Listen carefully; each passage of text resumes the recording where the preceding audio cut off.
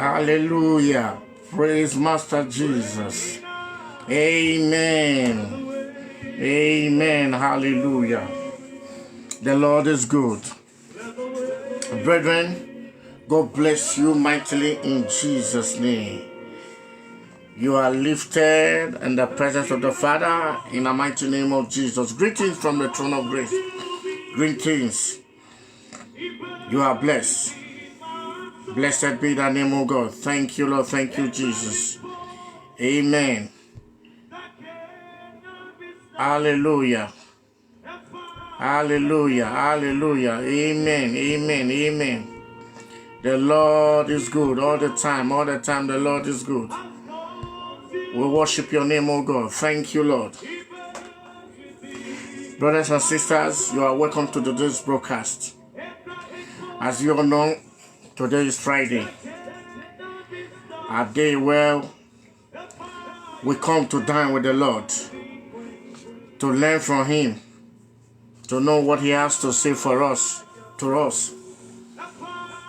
You are all welcome to this broadcast this afternoon. As you are here, may your situation never remain the same again.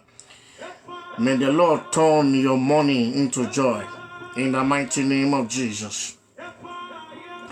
You are blessed in Jesus' name. Hallelujah, hallelujah, hallelujah, hallelujah. Amen, amen, amen. Quickly, let us say a short word of prayer before we begin. Amen, amen, amen, amen. Amen. We are here, O Father. We are here, O Son. Holy Ghost, we are here. Come and take control. We are here. We are here, O Father. We are here, O Son. Holy Ghost, we are here. Come and take control. We are here, O Father. We are here, O Son. Holy Ghost, we are here. Come and take control. What a mighty God we serve. Hallelujah.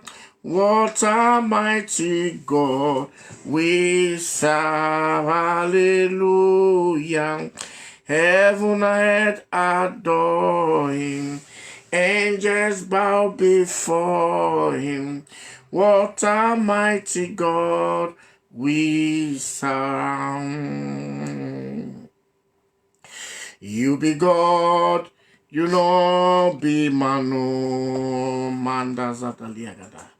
You be God, you know be Manu Alpha and Omega. You be God, you be God, oh, you be God, you know be Manu. All other gods, they are the works of man. You are the holy God. That day there is none like you. All other gods, they are the works of man. You are the holy God. There is none like you. Abba Father, Lord, we thank you. We give you all the glory, honor, and adoration. Blessed be thy name, everlasting Redeemer, He that is mighty in battle, Yahweh of Israel, the Lord that changeth not. You are the beginning, you are the end. Baba, Lord, your children are here this evening to dine and listen to what you have for us, to feed and elevate our spirit. Baba, Lord, let your will be done. May I not speak of myself, but that which you have ordained for a day like this. Baba, Lord, I'm but a clay in the hands of the potter, O God. Baba, Lord, use me. Let your word be delivered to your children. I'm a vessel in your hand, O God. Let your word flow through me. In the mighty name of Jesus, Holy Spirit, anoint my tongue with a coal of fire. In the mighty name of Jesus, I tap into divine intelligence.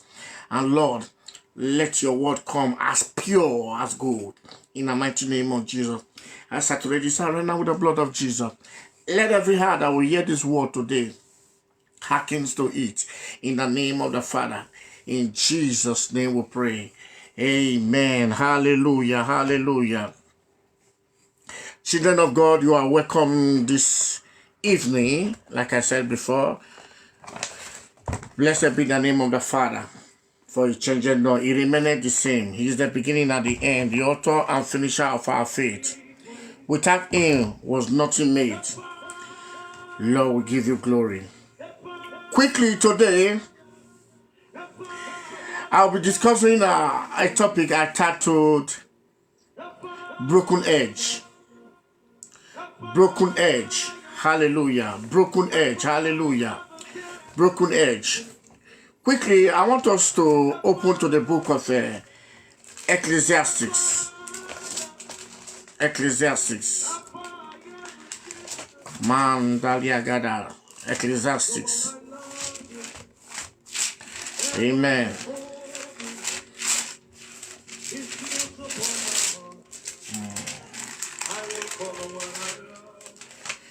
Ecclesiastes 10, verse 8. Hallelujah.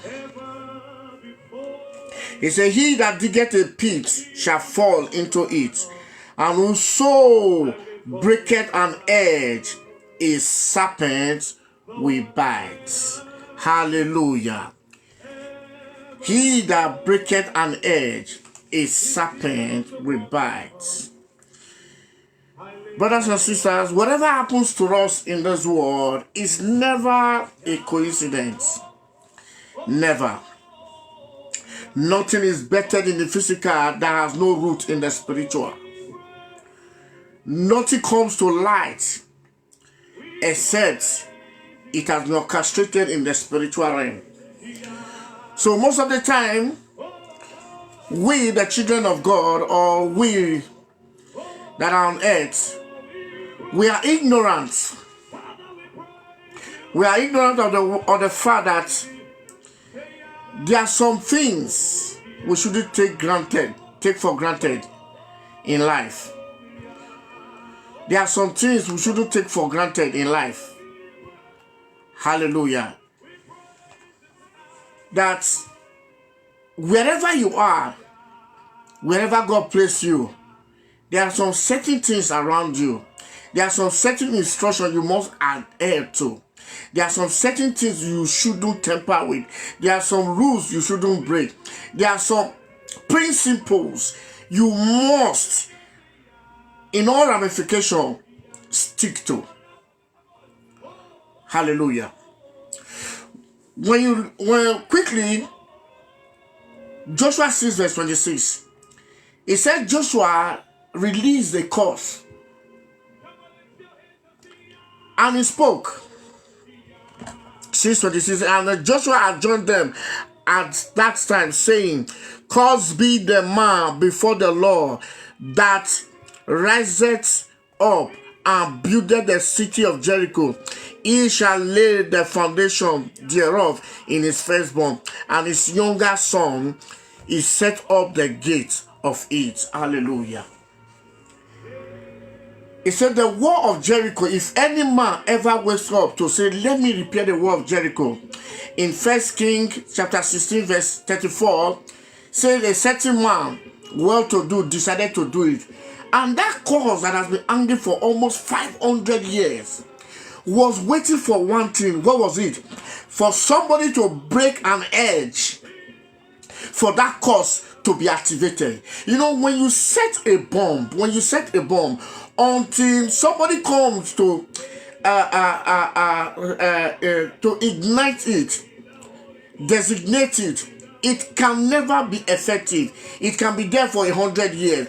Nothing will happen there. But the moment somebody touches the trigger, it will perfect its duty. Hallelujah. We are going somewhere. Praise the Lord. Today we are going to be looking at the story of David and Uriah. David and Uriah. Hallelujah. David and Uriah. Hallelujah. When you look at the genealogy of Jesus, you will understand one thing. Ever since that God pronounced in the Garden of Eden that the seed of the woman will bruise the head of Satan, there was anarchy. The devil was watching out. The devil was watching out to know where that seed is coming from, to know when that seed will come, so that beforehand he can attack, beforehand he can terminate the plans of God. But I tell you something today, I've come to reveal something to you, and you know what that is? The devil has no power over you, not until you give him the permission to mess you up. The devil has no power over you, not until you grant him access to your life. The devil has no power, not until you do that which he can use to accuse you before the presence of the Father. Hallelujah. When you see Job 1 verse 6, he said, when the sons of men gathered, the angels gathered before the throne, the devil himself came to accuse, to lay a complaint. See, under the rules of engagement, there are technicalities and legalities. There are rules, there are systems. You and I cannot alter it. You and I cannot change it. Because our God is a faithful God. Like I keep saying, he has ordained those systems, those things to be. When you key into it rightly, you reap the fruit of it. When you key into it wrongly, there is anarchy. You are giving access to the devil. Hallelujah. Somebody shout hallelujah. And sometimes when you do things when you are not supposed to do, you are giving the devil a loophole to penetrate. Disobedience, living a life of sin, is a portal you are opening for the devil to strike you. Is a portal you are giving access to the devil to strike you. Hallelujah. Somebody shout hallelujah. Let us read from chapter 11, from verse 1. And it came to pass, after the year was expired, at the time the kings goes forth to battle, that David sent Joab and his servant with him, and all Israel, and they destroyed the children of Ammon, and besieged Rabbah. But David tarried still at Jerusalem. And it came to pass, in an evening tide, that David arose from his bed and walked upon the roof of the king's house. And from the roof he saw a woman washing herself, and the woman was very beautiful to look upon. And David sent an inquiry after the woman, and one said, is it not this Bathsheba, the daughter of Eliam, the wife of Uriah the Hittite? And David sent a message and took her, and she came in unto him. She came in unto him, and he lay with her, for she was purified from her uncleanness, and she returned unto her house. Verse 5. And the woman conceived and sent and told David and said, I am with child. And David sent to Joab, saying, send me Uriah the Hittite. And Joab sent Uriah to David. And when Uriah was come unto David, David demanded him how Joab did, and how the people did, and how the war prospered. And David said to Uriah, go down to your house and wash thy feet. And Uriah departed out of the king's house, and there followed him a mess of meat from the king. But Uriah slept at the door of the king's house with all servants of his lord, and went not down to his house. And when they had told David, saying, Uriah went not down unto his house, David said unto Uriah, cometh not from that journey, why then didst thou go down unto thy house. And Uriah said unto David, the ark and Israel and Judah abide in tents, and my lord Joab and the servant of the Lord are encamped in the open field. Shall I then go into my house, eat and drink, and to lie with my wife, as thou livest, and as thou so livest? I will not do this thing. Hallelujah. What a loyalty. Hallelujah. Praise Master Jesus. He that breaketh an edge, the serpent will bite. Hallelujah.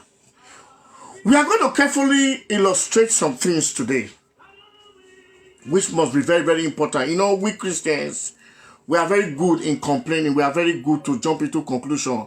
The devil is attacking. The devil is attacking. Yes, the devil is attacking. But the devil has no right to attack, not until there is a loophole. Not until you have given the devil an access into your life. Not until you have told that person that look at my life. That is the only way he can know your history. The devil is not all knowing. Until you grant him access, he has no access to some certain information that are embedded in the mystery of God. Hallelujah. When you, like I was saying, when you check out the genealogy of Jesus, the devil was laying ambush to make sure that Jesus never comes. He was laying ambush to make sure that Jesus never arrives. He wanted to contaminate the lineage. He wanted to contaminate that root. He wanted to contaminate through the tribe that Jesus was to come from. Hallelujah. When you look at Genesis 38 verse 16, it was a clear indication that David, who was the 10th generation from the time of Judah, was to fail. He was destined to, he was to fail by the orchestration of the devil. What do I know? When Judah slept with his daughter-in-law, Tamar, because of the promises he did not keep after the death of his son, Tamar laid ambush and he slept with his daughter. And insect. What is insect? That is the intercourse between blood relative, brothers and sisters, or mother and son, or sons and daughters, with daughters, you understand, is a taboo. And they say that curse shall be released even unto the 10th generation. So under the legal and according to the rules of engagement, David was not supposed to succeed. David was supposed to fail. Remember, Jacob said that the scepter of leadership will never depart from Judea. Judea was the land that Jesus was to come from. So because of that one, there was trouble in the land. There was trouble in that lineage. Like me and you today, because of the children that God is going to give to us, because of the assignment that God is going to put on our way, because of the role we are going to play in time to come, because of that man, that woman, that generation, that community that God is going to bring you forth from for an assignment, for an appointed time. The devil is laying ambush for you. The devil is laying ambush in order to bring you down, in order to terminate the plans of God concerning your life. But brothers and sisters, the devil cannot really succeed until you break an edge, until you give him access to. It can roar like a lion, but it cannot bite. But when you open the gate, the devil will enter and consume. Hallelujah. And David was the 10th generation. Hallelujah. So the devil needed to fight seriously. Hallelujah. And David this time, because he was not at the battle, because he was at home when he's supposed to be at the battlefield. You know, sometimes, you see, the devil knows how to play. He knows how to play tricks on us. He can put you in a certain position where when your eye sees, your body cannot control. He can put you in a position where when your ears hear something, your mouth must retaliate. He can put you in a position where, because you are there, you are bound to make mistake. You are bound to fall. That is why the Bible told us that Jesus said that he will send us the Holy Spirit, the Comforter. Why? To teach us, to lead us, tell us what to do. Because there are some environment when you get there, the devil will strike because you are there. There are times the Bible says resist the devil. There are times the Bible says flee. He said flee, run. The devil was supposed to be at the battlefield. He was not supposed to be at home. But he was home. And the Bible says while he was strolling in the evening, under the program of the devil, he saw a woman that was fair to look upon, beautiful, very clean, gorgeous, and his eyes ate the apple. And he sent for, say, go bring me that one. Hallelujah. Go and bring her for me. And he brought the woman, another man's wife. He brought the woman and he slept with the woman. See, when you commit sin, you have planted the seed of iniquity. You have planted the seed of sin. Definitely, there must be an harvest of sin. Sin began from a point, and by the time it gets to the final destination, when you look back, you will wish you never did that little thing. You will wish you never lied. You will wish you never took that step. You will wish, if I had known, I wouldn't have done this thing. When he committed that sin, he never knew that the harvest of sin was coming. Definitely, the woman conceived. Calamity sets in.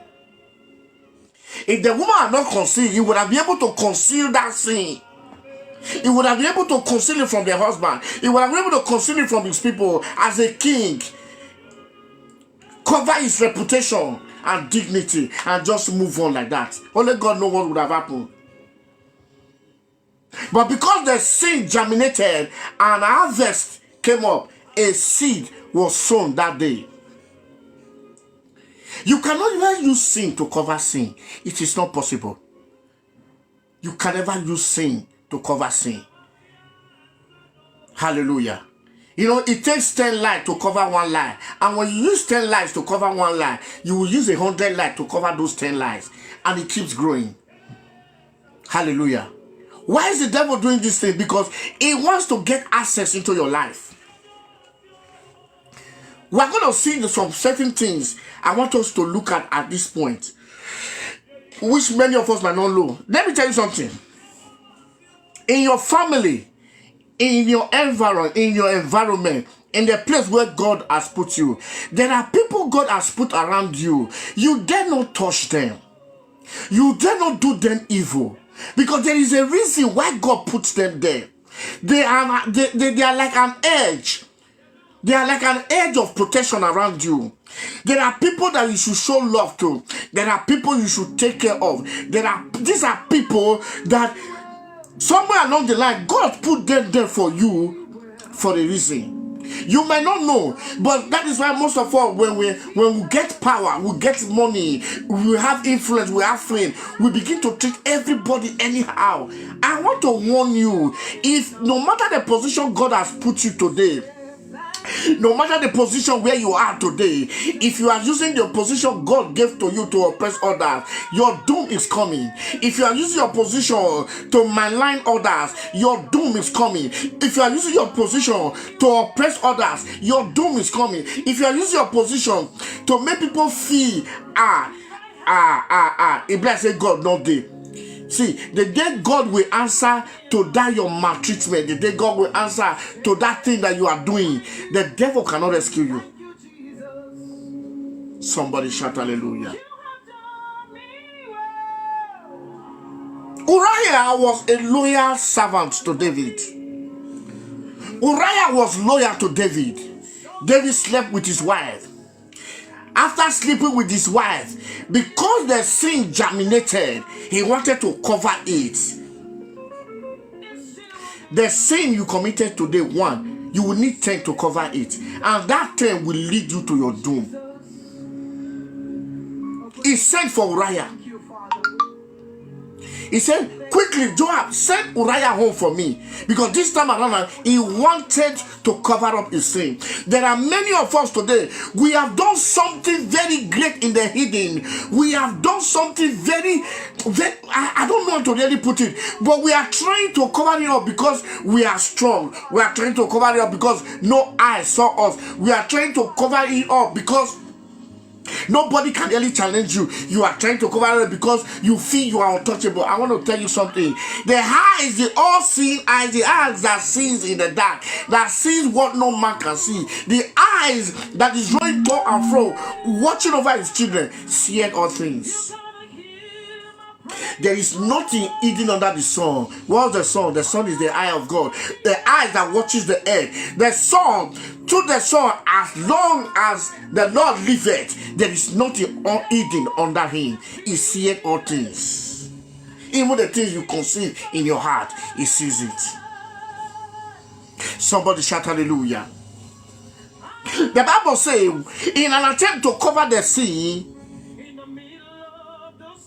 Uriah said to David, when David said, go home, go and sleep, go and relax, because he knows definitely when he gets home, he's going to sleep with his wife. Then on that ground, another man's child will be given to him. But God was so mighty and merciful. God was so, that is, God, this God, his ways not really our ways. Who does not want to rest?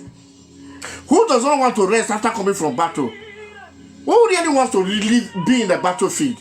But the Bible said the Spirit of God led Uriah to sleep at the king's gate. He did not go home. He did not go home.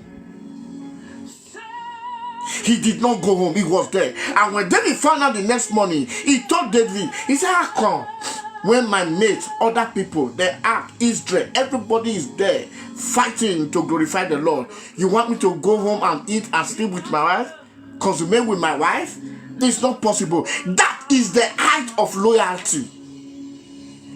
There are people that are loyal to you today. You think they are fools. They are not fools. God placed them there to show you a lesson, to teach you something. Somebody is loyal to you today. Somebody is humble before you today. Somebody is sincere to you today. Somebody is very, very, very, in all ramification. You have no fault in this person. But because of your wicked heart, you don't want to see the face and the future of that person. You want to oppress that person. See, you see that loyal person, you see that wonderful person, that sincere person around you, eh? The day you touch, that day you will know the meaning and the reason why God put that person there for you. And the devil is just waiting for you to just apply that your wickedness, to just temper that person. There, you have given an open door. See, the Bible said, when God asked the devil, he said, devil, where have you been? Satan. He said, I am roaming to and fro, looking for whom to devour. Are people not filled? And are people not everywhere? There are people everywhere on the earth. Why is he roaming to and fro? Looking for. Looking for. Let us check that word. Looking for. Do you look for what you are seeing already? Do you look for what you are seeing? It's like, I'm looking for a trouser, a black trouser, and I get to inside the store. There are black trousers there. Should I be running up and down looking for that trouser again? No. Why is he looking for? He's looking for those that will open the door for him to come in. He's looking for those that will open doors for him to use them as a tool. He's looking for those that will grant him access to mess your life up. That is why he's looking to and fro, searching for whom to devour. Hallelujah. Definitely he's not going to touch his own. Those that are not his own, those that are of God, those are the ones he's looking for. Hallelujah. And because Uriah did not sleep with his wife, David was left with any other option than to take Uriah's life. But while David was doing this, he never knew there is a contention over his soul. There is a contention over his stand as a tribe, as a member of the lion of the tribe of Judah, as a member of the lineage of Judah. He never knows that the position he stands is a direct decisive position. He never knew that he has an heart. He has a covenant to keep. He never remembered. Hallelujah. Because the devil was after him. I'm going to tell you some sentences. Let us go forward. There are some things we shouldn't do, brothers and sisters. The moment you do it, there is a trap that awaits you in that thing. When that man tried to go and build the gate of Jericho, was he doing anything wrong? No, he wanted to help. But there was already a curse hanging over his head, hanging over his decision to be a good person. There's some limitation in your family today, in your lineage, in your community, that you are about to break. When you do not break it with the ordinance of God and with the backings of the Father, you become a victim of a hanging cause that is tied to that breakthrough. When you do not step above limit with the backings of the Lord and the host of angels, you become a victim and a casualty. Hallelujah. We need to understand these things. There are rules of engagement. It cannot be changed because of you. That's why the Bible says, He will order the step of a righteous man. When you are righteous, He will order your step. You will know where to put your leg and where not to step in. Hallelujah. Somebody shout hallelujah. What is it that you have done in the hidden that you know I have seen? God has seen you. And the devil is about to leash hell out. You have to cry to God right now. Tell God you are sorry, because to Him alone did you sin, and Him alone can forgive sin. Hallelujah. The Bible said He sent Uriah with the letter of death to the battlefield. Father, in the name of Jesus, may our friends, may know our enemy, may those around us never use us to execute our death in the mighty name of Jesus. May the enemy, may no man that we trust, may no woman that we rely on, may no man that we so much believe on, sign our death warrant and execute it by our hands in the mighty name of Jesus. So painful. You sent a letter of death, sealed a man's condemnation. You sent it by his own hands. That is the height of wickedness. Let's face reality. His execution order was given to Uriah by himself. He submitted his execution order by himself. Heaven was grieved. Heaven was grieved. That's why most of us today will pray. Not that you seek for mercy. Not that you seek for mercy. Your prayer goes nowhere. Because you have done the unthinkable. You have done what you are not supposed to do. Carelessly or ignorantly, the Bible says ignorant. Ignorant is not an excuse. Why? It said my people perish because they have no knowledge. They are ignorant of things. In fact, the devil strives on the wings of ignorance. We have to search our heart today. Because when David was carrying out this execution, he thought that no man was seeing him. Hallelujah. Somebody shout hallelujah. When you begin to think of that thing, sin is approaching.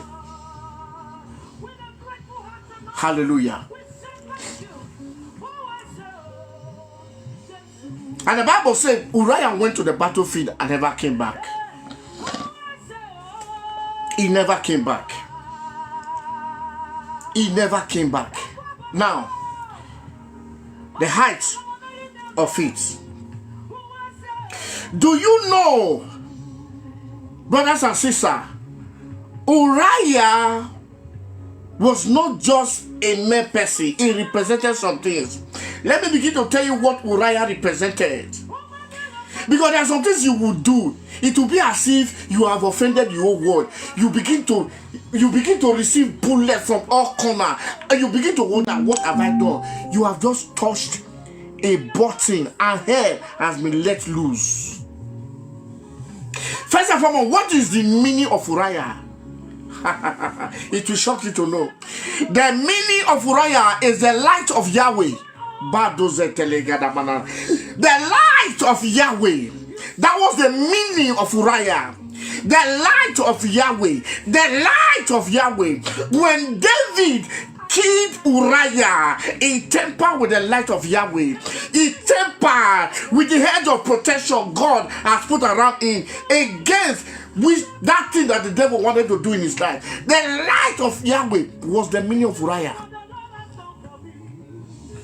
The light of Yahweh. Is it a coincidence that Uriah bears a name that means the light of Yahweh? The devil used the hand of David by himself to destroy the light of Yahweh. There is a light in your life. There is a light around you. The Bible says when Joseph entered Potiphar's house, he began to excel. He began to become great. Things begin to go well. There are some people in your life that God has brought to you. The moment they step into your life, things begin to go well. Things begin to well. The day you become full of yourself, that you think you have done it by yourself, and you begin to tamper with things you are not supposed to tamper with, heaven and hell will crash down on you. The name of Uriah means the light of Yahweh. Is it a coincidence? Can somebody tell me that what I'm saying is not right, is not correct? The light of Yahweh. There are some things you shouldn't do. There are some things you shouldn't do.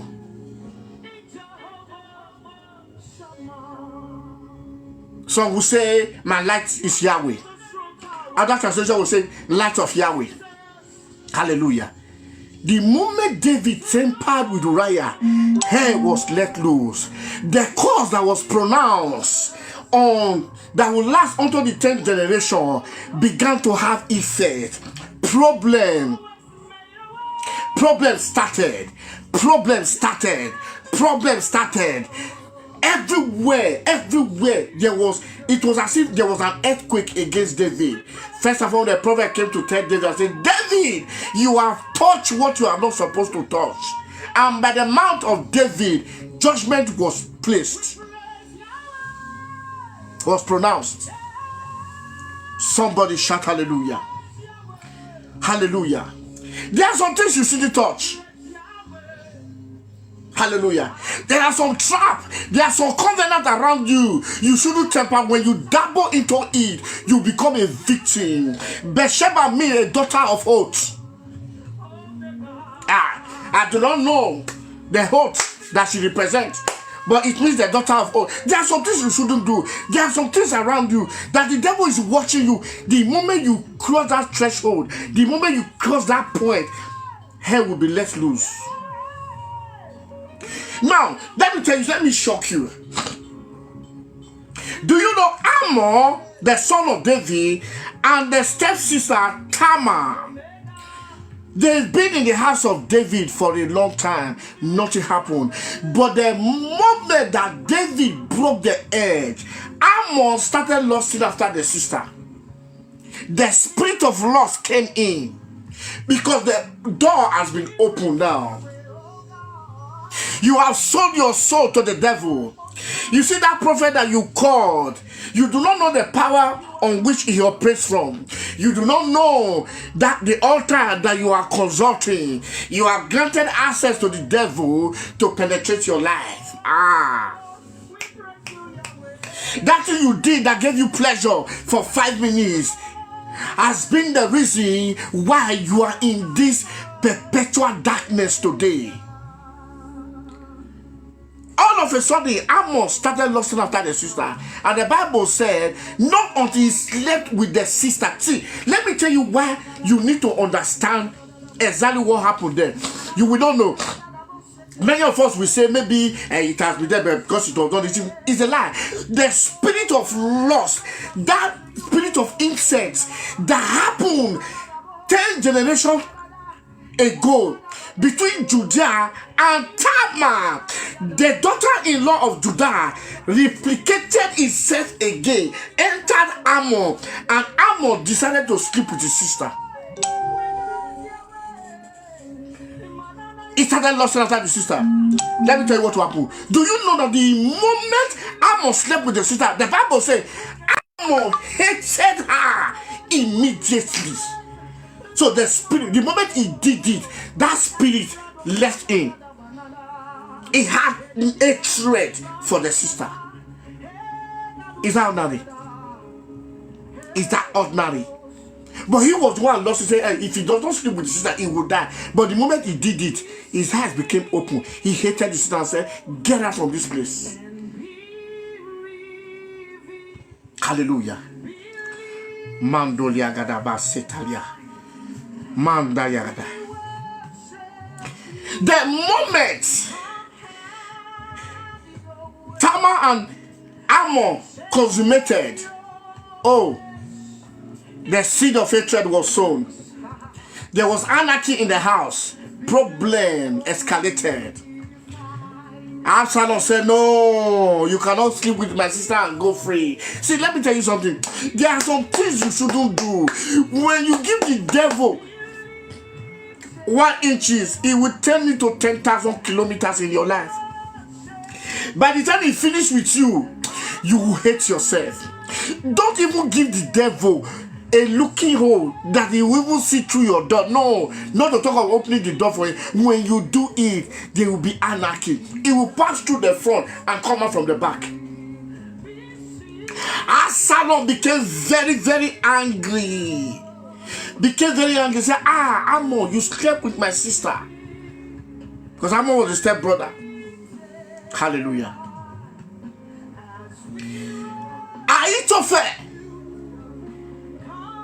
The Bible said the counsel of Ahithophel is like a prophecy. It's always like a prophecy. When he says it, that is direct from the throne of grace. He has never advised David over anything, and David will miss it. No, his counsel was like prophecy.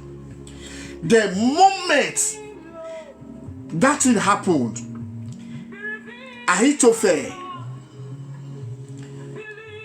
Ahithophel started wishing the downfall of David. Why?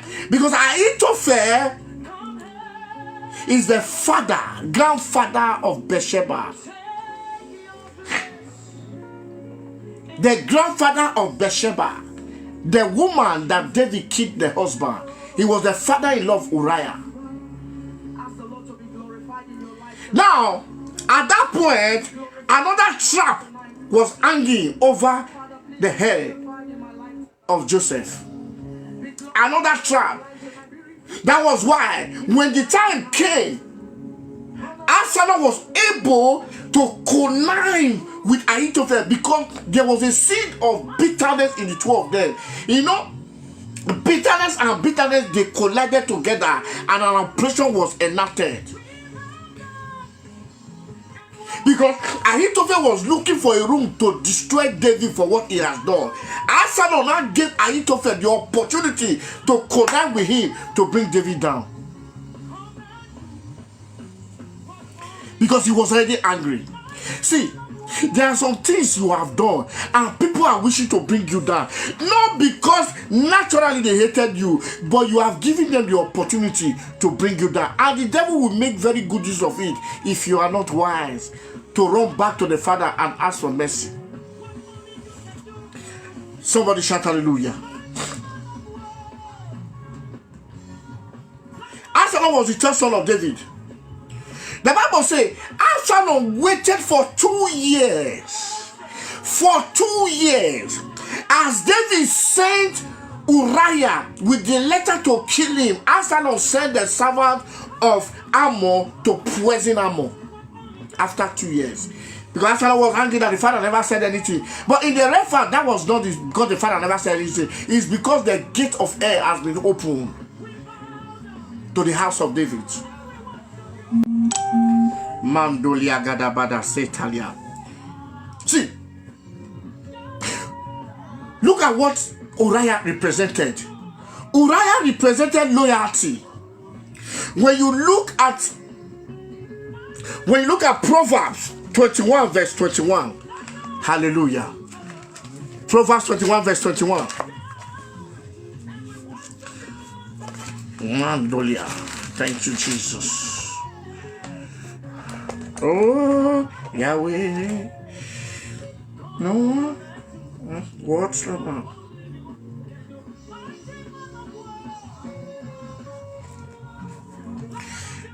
Proverbs 21:21. He that followeth after righteousness and mercy findeth life, righteousness and honor. And the wise, no, sorry. Sorry, please. Root 1:16. That is another. I just made a mistake. Root 1:16. Please, let us go there. In order for us not to waste time. Root 1:16. Please, you can read it on your own. When David killed Uriah, he killed loyalty. When he killed Uriah, he killed discipline. When he killed Uriah, trust was thrown over the bar. Psalm 41 verse 9. When he killed Uriah, sanity was let loose. Hallelujah. Sanity. Everybody went haywire. Because when he was doing what he was doing, he was like a man without sense. When he killed Uriah, authority was disrespected. He disgraced authority. He put himself down. He taught others to dishonor others. Hallelujah. When David broke an edge, things that were hanging in the air against his own generation, against his family, was let loose. Was let loose. Brothers and sisters, the Bible says in Galatians 6 verse 7, whatsoever a man soweth, so he shall reap. What is that seed that you have sown in the hidden? What is that thing that you have sown in the hidden that is fighting against you today? And you are saying the enemy are fighting you. No, the enemy, they are not fighting you. You are the one that is fighting yourself. Because you have given an open door for the devil to strike you. You have given an open door for the devil to come in. He that breaketh an egg, the serpent will bite.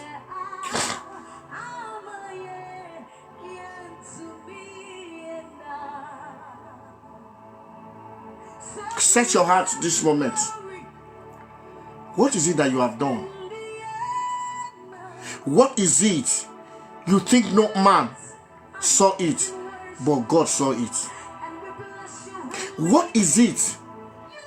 Because of the authority, the grace, and the position God has given to you, that you have done that within you, you know this thing will not all go well in the sight of God. You have to quickly call it back now. David lost everything. He paid dearly for it. He lost his sons. 2 Samuel 16 verse 22.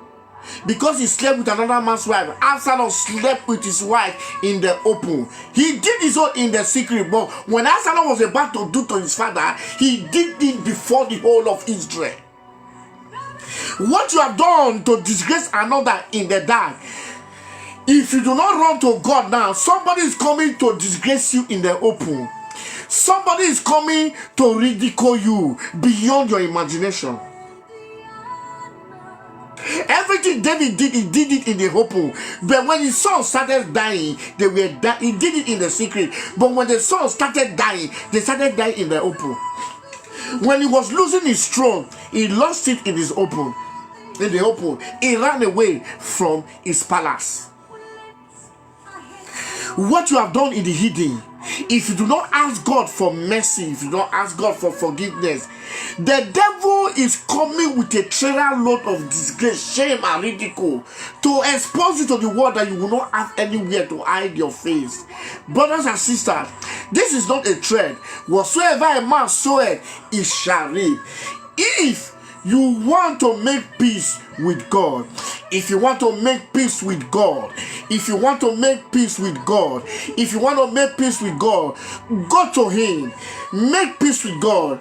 Tell Him He's a loving Father. He's the God that changes not. He can never change. He said if we confess our sins, that He is faithful. What does it mean to be faithful? He said if you confess, the moment you confess, you have held God to His faithfulness. He is faithful. You have reminded Him of His faithfulness. And He said He's faithful and just. What does it mean to be just? When He says this, He does it. Whatever He says He's going to do, He will do it. He is faithful. When you confess, you have reminded Him of His faithfulness. He will forgive you. Just. When David was having that 5 minutes pleasure, he never knew that thing could bring an end to his kingdom. He never knew that he could lose his sons. He never knew that the daughter would be defied by his own son. He never knew his own son will demand for his own life. He never knew that the greatest advisor, Ahithophel, will become a thorn in his flesh, will plot his own death. That was when David realized what he has done. He said, God, please, if it's only this one, turn the counsel of Ahithophel, turn it.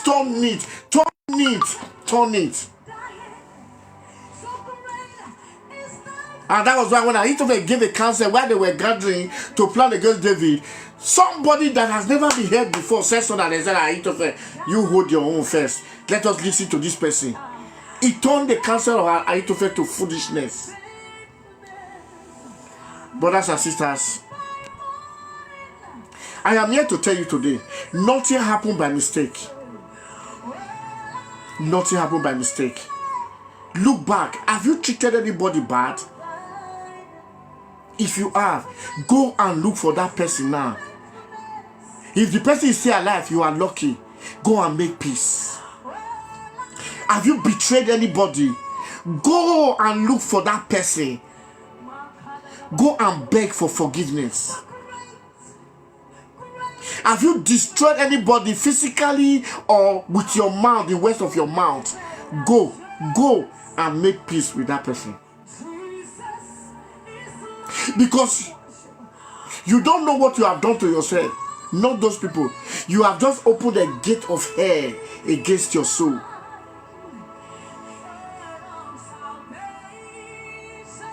Do you know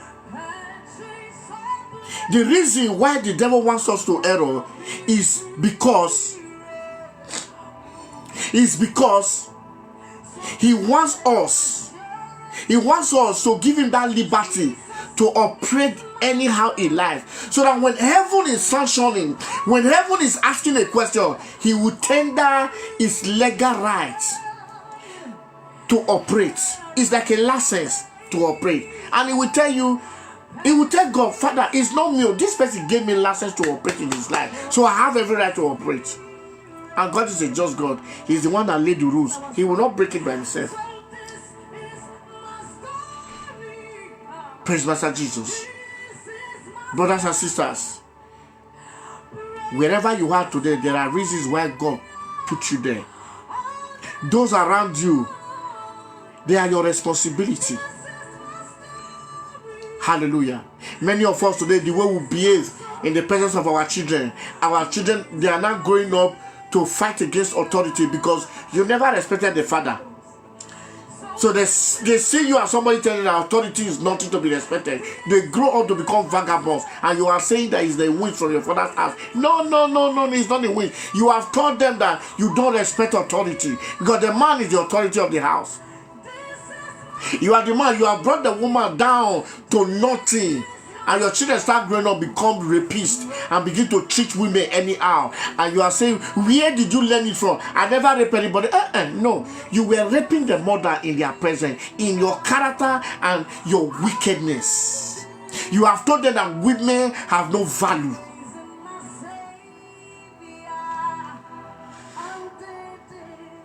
There are many things we shouldn't do. The moment you do it, you put your family in bondage. You put your career in bondage. You put your life in bondage. And you begin to cry. As you are crying, another voice is crying against you. It's like two babies crying. Brothers and sisters, there are rules of engagement. There are rules of engagement. You cannot break it.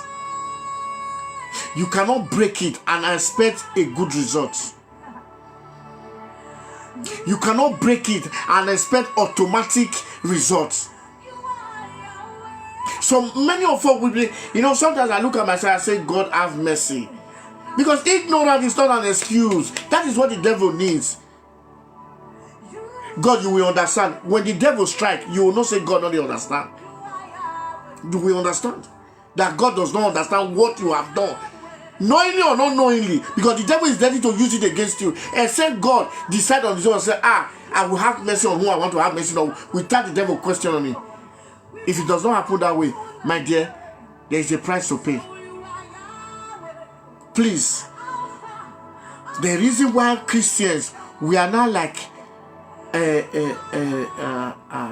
comedians today, there is no power, no thing, is because every right that we have to operate in the supernatural, to operate in the dimension of power, to operate according to the dominion given to us by God, we have given it out by our wickedness, by our inhuman attitude, by our desire for material things, by our loss for the things of this world. We have sold our birthright out.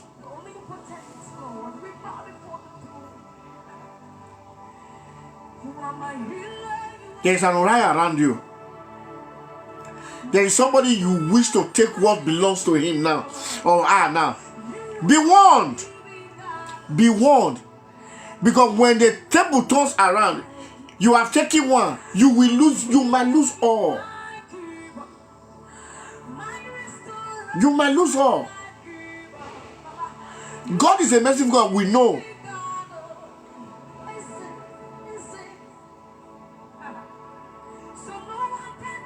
May God give us the heart to know what to do and what not to do, to be able to stand our ground in the days when our eyes will see the ample we are not supposed to lust after, so that it will shut our eyes to every evil ample that will cost us our life. Eve saw the ample, she lusted after the ample. Adam saw, ate after the ample. Uriah saw the ample.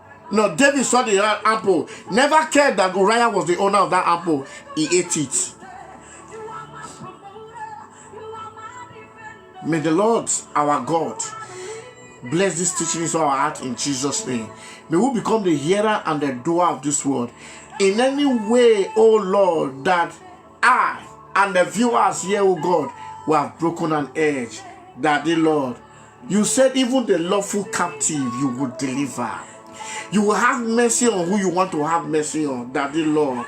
We plead for your mercy, O God, in the mighty name of Jesus. We plead for your mercy, O God, in the mighty name of Jesus. We have no excuse for what we have done.